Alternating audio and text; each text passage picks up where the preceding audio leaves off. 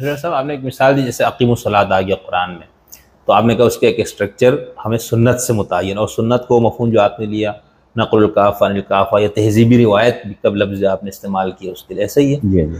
تو اب جہاں دوسری جگہ مثال اس میں آتا ہے کہ فلا تصلی علی احد منہم مات ابدا، تو وہاں بھی صلاۃ کا لفظ آ رہا ہے. تو وہاں یا اس کے علاوہ جیسے یصلون ان اللہ وملائکتہ یصلون علی النبی، تو ان سب کو کہاں سے طے کریں گے؟ یہ آپ کو عرض کر رہا ہوں کہ جو سیاق کلام میں جب کوئی لفظ استعمال ہو رہا ہوتا ہے نا، ٹھیک، اس بات کو بہت احتیاط کے ساتھ بہت پیش نظر رکھیں کہ لفظ کی معنوی جہت کے تعین میں سیاق کلام بہت بنیادی کردار ادا کرتا ہے. صحیح، بہت ٹھیک. فرض کریں لفظ کے 2 معنی ہیں یا 10 معنی ہیں، سیاق کلام کا کے اندر جب وہ استعمال ہوگا نا، تو سیاق کلام خود ایک جبر پیدا کرتا ہے جو لفظ کی اس معنوی جہت کو طے کر دیتا ہے کہ لفظ اب ان معنی میں نہیں، اس معنی میں استعمال ہو رہا ہے. صحیح. اس مطلب پھر جو ہم اصول تفسیر میں پڑھتے یا لوگ اس پہ زور دیتے کہ قرآن کو سمجھنے کے لیے تصریف آیات، وہ تو بیکار چیز نہیں ہو جاتی پھر بے مقصد؟ تصریف آیات میں اصل میں یہ زیادہ تر وہ لوگ ہیں جن لوگوں کا خیال ہے کہ پیدائش کو استثناء سے الگ ہونا چاہیے، اور کس کو؟ پیدائش کو استثناء سے الگ رکھو اور استثناء کو خروج سے الگ رکھو. صحیح. مطلب ان کو الگ الگ کر دو نا تو پھر ایک بات پوری سامنے آ جائے گی. انہیں یہ خیال نہیں آ رہا کہ ہدایت میں محتدی متصرف نہیں ہوتا یار. ٹھیک ہے، تم محتدی ہو. ہدایت کا ایک اصول ہے، ایک ہادی ہے ایک محتدی ہے، اور ہدایت دی جا رہی. آپ یا تو سیٹ بدل لو، ہادی بن جاؤ. ہادی بن جاؤ. جب آپ ہادی کی سیٹ پر آؤ گے تو پھر آپ کو حق پہنچتا ہے کہ آپ ہدایت میں تصرف کرو. لیکن اگر آپ ریسپٹیو اینڈ پہ بیٹھے ہوئے ہیں تو پھر آپ کو کہاں سے یہ حق پہنچتا ہے کہ آپ مطلب ہدایت کے اندر متصرف ہوں؟ بالکل ہدایت میں تصرف ممکن نہیں ہے. مطلب یہ تو وہ چیزیں ہیں جو مسلمات ہیں انسانی فکر کے، بالکل بہت بنیادی چیزیں. لیکن یہ کیوں اتنا واضح ہے؟ یہ فرقے ان چکروں کی وجہ سے مجھے لگتا ہے کہ جو آپ بتا رہے ہیں بہت بڑا پرابلم ہے. یعنی مطلب میں نے جیسے آپ کو عرض کیا نا کہ جو مقصر ہے نا نبوت اور نبی اور نبوت کا، وہ صرف اور صرف فرقہ پرست ہے.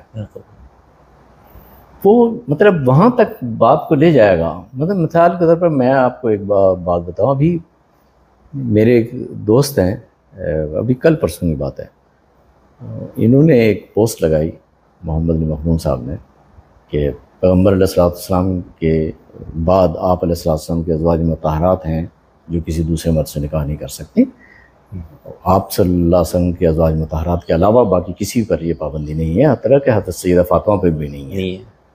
ہمارے ایک شیعہ دوست ہیں جو حوزہ علمیہ قم سے فارغ التحصیل ہے، انہوں نے مجھے لکھا کہ میرا تم سے تعلق ختم. کیا تعلق ختم؟ اس اللہ کے بندے کو نبوت کے مقصر ہونے پر کوئی اتنی مسئلہ نہیں پیش ہوا، تشیع کے مقصر ہونے پر، تشیع کی تکثیر پر اسے یہ پرابلم پیدا ہو گئی ہے. یار آپ بتائیں تو کیا کریں ایسے لوگوں کا؟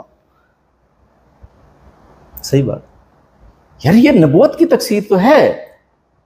تم نبی اور نبوت کے مقصر بن رہے ہو کہ جس چیز کو رسول اللہ صلی اللہ علیہ وسلم ازواج مطہرات سے خاص رکھا گیا، تم کہہ رہے ہو کہ دوسروں پہ بھی اپلائی کیا جا سکتا ہے، اور اس پہ تمہیں مطلب اس حد تک کہ اسے تم دین اور دینی حجت کے طور پر قبول کر رہے ہو اور ہر طرح کے تعلق منقطع کرنے کو تیار ہو گئے ہو. بالکل. اب یہ جو ہے نا، مطلب فرقے چاہے وہ سنی ہو، ایمان کی بات بتا رہا ہوں، سچ بتا رہا ہوں، خدا کی قسم اس وقت حدیث کے معاملے پر، حدیث والے مسئلے پر میں نے یہ دیکھا ہے کہ سنیت مقصور نہ ہو، چاہے نبوت کی تکثیر ہو جائے، ایسے ہی ذہن تو کوئی ایشو نہیں ہے. لیکن ان کو ایسا لگتا نہیں ہوگا نا کہ ہم یہ کر رہے ہیں. یعنی یہ کیسے ممکن ہوگا کہ ایک مسلمان ہونے کا مدعی سب کچھ وہ جانتے بوجھتے یہ کام. آپ اصل میں لوگوں کے متعلق بہت خوش فہمی میں رہتے ہیں.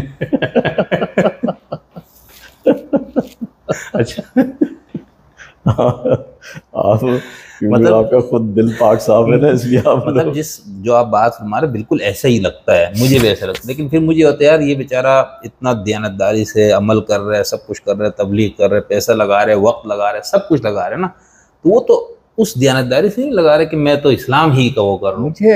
مجھے اس کی دیانتداری کو کیا کرنا ہے؟ میں دیکھیں مطلب پھر آپ جب اس کو قادیانیت سے بھی تجوید ہے اس طرح دے تو پھر تو ایک بات. چیز کو میں بتاؤں، ایک چیز کو ضرور علم کی دنیا میں نیت نہیں دیکھی جاتی. بالکل ٹھیک.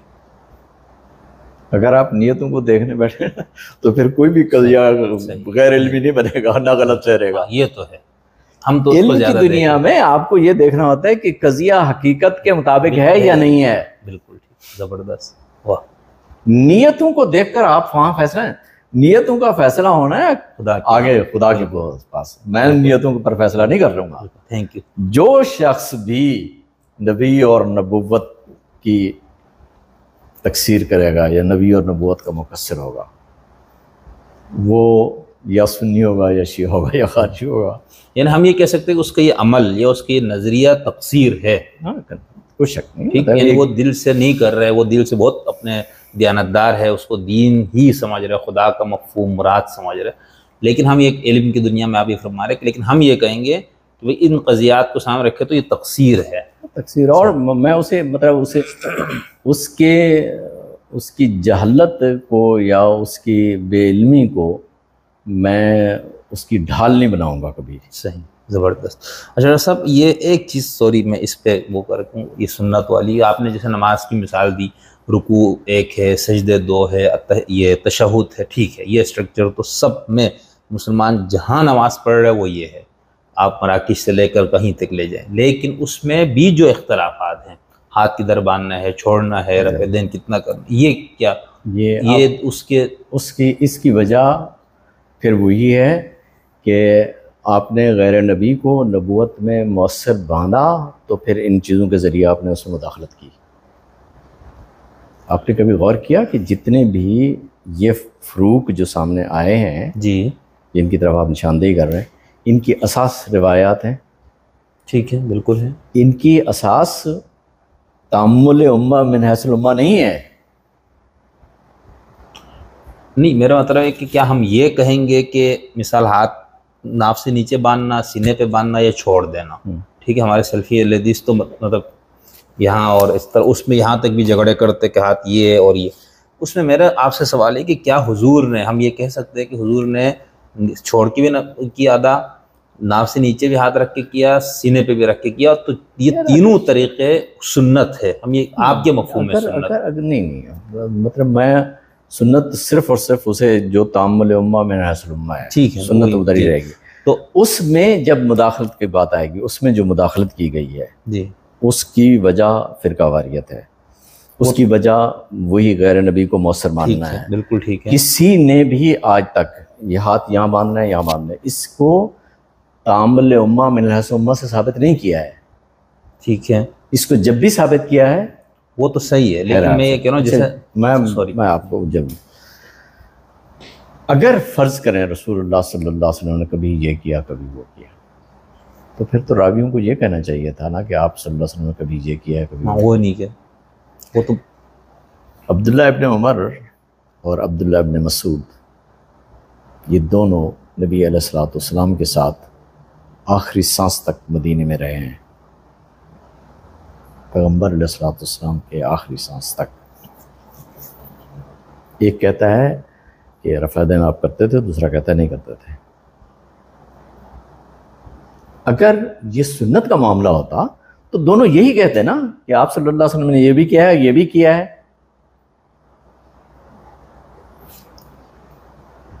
اب آپ نے پھر وہی میں آپ سے گزارش کروں گا کہ اب اگر آپ نے اس کے کاز کو ورک آؤٹ کرنا ہے کہ یہ ہوا کیا ہے، تو پھر آپ کو اس بات کی طرف آنا پڑے گا کہ اس کی اصل وجہ یہ تھی کہ جب ہم نے غیر نبی کو نبوت میں باقاعدہ ایک مؤثر کے طور پر قبول کیا، تو پھر جو روایات آئیں اس سے جس کا جی چاہا اس نے وہ لے لی. صحیح. اور آگے چل کر وہ مطلب گروہ کی شکل اختیار کر گئے. گروہ میں بھی پھر تعصب بھی آ جاتا ہے. پھر تو آپ جانتے ہیں سوشالوجیکلی بہت ساری چیزیں جو ہے نا وہ انوالو ہوتی چلی جاتی ہیں, تو پھر گروپ جو ہے نا وہ تشکیل پاتے چلے جاتے ہیں. ہم جس سماجی ڈیمارکیشن کی طرف جاتے ہیں تو سماجی ڈیمارکیشن تو ہمیں یہی بتاتی ہے کہ مسلمانوں کے اندر یہ تفریق, اس تفریق کا کوئی جواز اگر کہیں نظر آتا ہے مسلمانوں میں, تو ہر فرقہ جو جواز فراہم کر رہا ہے وہ آپ کو کسی حدیث کے ذریعے کر رہا ہے. صحیح. تو ہمارا پرابلم یہ ہے کہ ہم اگر اس بات کو قبول کر لیں, مطلب میں فرض کریں میں ہاتھ باندھ کے نماز پڑھتا ہوں, جی, میں ایسا ہاتھ باندھ کے نماز پڑھنے کو اس لیے نہیں کیونکہ میں جہاں میں پڑھ رہا ہوں جن سے میں نے سیکھی ہے وہ ہاتھ باندھ کے پڑھتے تھے, مجھے اس سے انٹرسٹ بالکل ختم ہو گیا ہے کہ اسے میں سنت کے طور پر قبول کروں, ہاتھ کھولنے کو سنت کے طور پر قبول کروں. نہیں, مجھے کوئی مسئلہ نہیں ہے یہ, اس لیے کہ جہاں چھوڑ بھی دیں گے, ہاں چھوڑ بھی دوں گا, میں رفادن کر دوں گا, میں ارسال کر دوں گا, مجھے کوئی ایشو نہیں ہے. ٹھیک ہے, مجھے یہ مسئلہ درپیش نہیں ہے, اس لیے کہ مجھے پتہ ہے کہ یہ بات جس کے لیے یہ پابندی کی جا رہی ہے اس کی اساس تامل امہ من حیث الامہ نہیں ہے, اس کی اساس یہ ہے روایت ہے.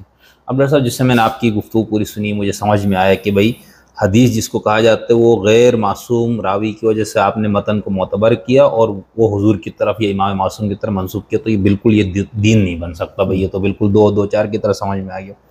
پھر آپ نے مجھے میں نے کہا ڈاکٹر صاحب میں آپ کی اس بات کو تو سمجھ گیا ہوں, اب میں آپ سے یہ پوچھنا چاہ رہا ہوں کہ بھائی مثال کے طور پر امت میں یعنی جو آپ نے چیزیں بتائی کہ نماز وغیرہ ہم جب پڑھتے ہیں تو اس میں آپ سے یہ کہنا چاہتا ہوں کہ ڈاکٹر صاحب اب اس میں کیا آپ یہ فرق کریں گے کہ بھئی نہیں نماز کی کچھ چیزیں تو وہ ہیں جو پوری امت میں ہر جگہ متفق علیہ, تو آپ نے کہا یہ تو وہ سنت ہے, نقل الکافہ عن الکافہ ہے, تہذیبی روایت ہے, لیکن اس میں سے جن جگہوں جن جزیات پہ امت میں اختلاف ہے, ٹھیک ہے نا, اس پہ میں آپ سے جب پوچھوں گا بھائی میں کیسا کر رہا ہوں تو آپ اس میں سنت نہیں ہوگا, وہ بدعت ہے.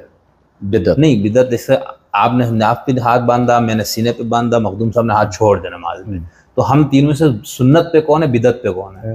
تینوں بدعت ہے. اچھا پھر کیا کرنا ہوگا؟ نہیں, یہ یہاں پر کرنے کا مسئلہ نہیں ہے, یہاں آپ کو وہ پوزیشن اختیار کرنی ہے جو دین کے حوالے سے آپ نے کرنی ہے. مجھے آج یہ نہیں کہ میں آپ سے کہوں کہ آپ سر پہ ہاتھ باندھ لیں, نہیں, مجھے یہ مسئلہ درپیش نہیں. مجھے یہ مسئلہ درپیش ہے کہ اگر یہ صورتحال اسی طرح سے چل رہی ہے جیسے بتایا جا رہا ہے تو یہ جو اختلافات ہیں جنہوں نے ایک فرقے کو دوسرے فرقے سے ممتاز کیا ہے جی, وہ سنت کیسے ہو جائیں گے؟ صحیح, اس کو بطور سنت کے قبول کرنا میرے لیے ممکن ہی نہیں ہے.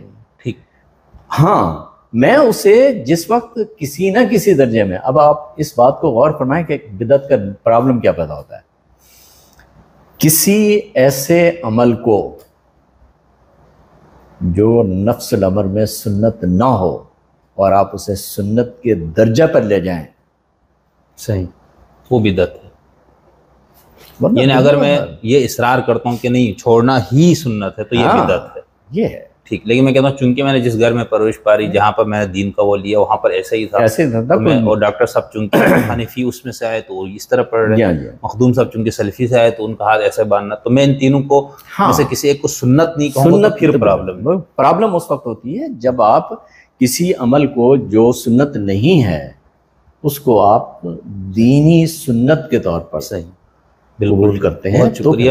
میں پھر اپنی کم فہمی کی وجہ سے یہ کر رہا ہوں جو آپ سے نا بار بار, اور مجھے یہ پتہ ہے کہ میں کئی جاننے والے جن سے آپ کے بارے میں بات, ان میں سے اکثر کو بھی یہ مسئلہ ہے, تو میں نے کہا ہو سکتا ہے میری اپنی کم فہمی ان کو بھی فائدہ دے جائے نا کہ یہ بات اس قدر میں کھولنا چاہتا ہوں. خیر, بہت شکریہ. اچھا, ایک اور چیز سنت سے متعلق, جب اسلم جراشپوری صاحب وغیرہ نے انکار کیا نا کہ حدیث دین نہیں ہے فلانا, تو اس کے بعد انہوں نے کہا کہ تعامل امت یا نہیں عملی تواتر, تو یہ نہیں وہی چیز ہے جو آپ عملی تواتر. لیکن میں یہی آپ کو عرض کر رہا ہوں, اس میں اس بات کا ایک بہت بڑا پرابلم آتا ہے جب آپ تعامل کو یا عملی تواتر کو یا تواتر کو لفظ بولتے ہیں اور آپ اس کو متصف نہیں کرتے. ٹھیک ٹھیک, تا وقت ہے کہ تعامل امہ من حیث الامہ, کی قید نہ ہو تو تعامل امت نہیں. صحیح صحیح. یعنی اگر ڈاکٹر یا خضر یاسین صاحب لفظ تعامل امہ استعمال کریں، تہذیبی روایت کا لفظ استعمال کریں، سنت کا لفظ استعمال کریں، نقل الکافہ عن الکافہ استعمال کریں، تو ان سب کا مفہوم ایک ہی ہے. ٹھیک. اور اس میں یہ شرط ہے کہ یہ تعامل امت من حیث الامہ، یہ تواتر عملی ہے تو امہ من حیث الامہ کا تواتر عملی ہے. یعنی پوری امت میں، امت مسلمان جہاں جہاں ہے جہاں اس میں وہ چیز موجود، اس میں مطلب اس میں مسلمان دیکھیں دین کے ایک عجیب حدود یہ ہے کہ مطلب کسی حد تک مداخلت کی جا سکی ہے نا. صحیح ٹھیک. مطلب آپ پورے کے پورے کو بگاڑنے سے تو رہے. بالکل ٹھیک. بہت شکریہ.